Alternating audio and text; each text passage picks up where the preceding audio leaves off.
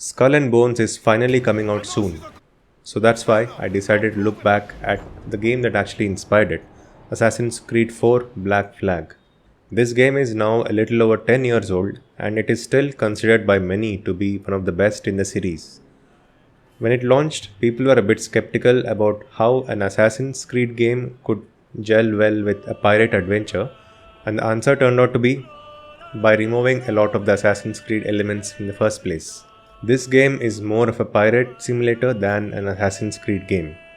In fact, if I remember correctly, you are not even formally given the title of an assassin until well into the second half of the game. I do intend to try Skull and Bones someday, but definitely not at launch.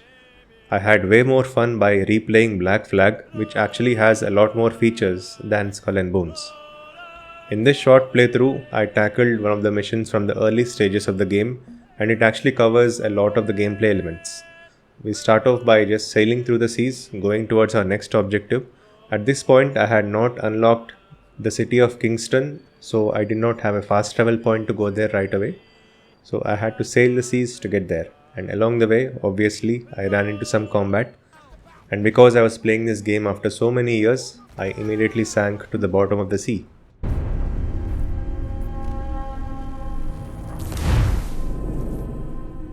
Eventually, I did reach Kingston, and the game switched from being a pirate adventure to an Assassin's Creed game again.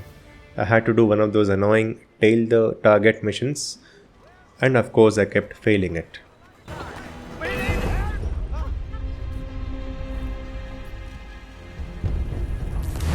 Throughout the playthrough, I couldn't help but notice that even though the visuals seemed a bit dated compared to the more modern Assassin's Creed games, they still felt quite good. And the simple combat mechanics felt really good compared to the more complex ones that we had in games like AC Odyssey and Valhalla.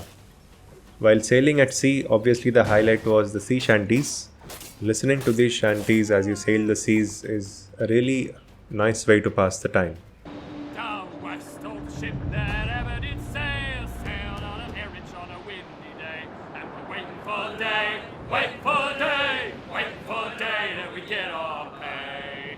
She was built in Roman times, out to get her with bits of twine, and we're waiting for day, wait for day, wait for day that we get our pay. A special mention to the soundtrack of this game, which is easily one of my favorites in the entire franchise. I remember listening to the soundtrack from start to end many times when the game first launched. So yes, I am a bit nostalgic about this game, and the one good thing about the new Skull and Bones game is that it actually made me want to come back and play this old game, which will always be one of my favorites in the franchise.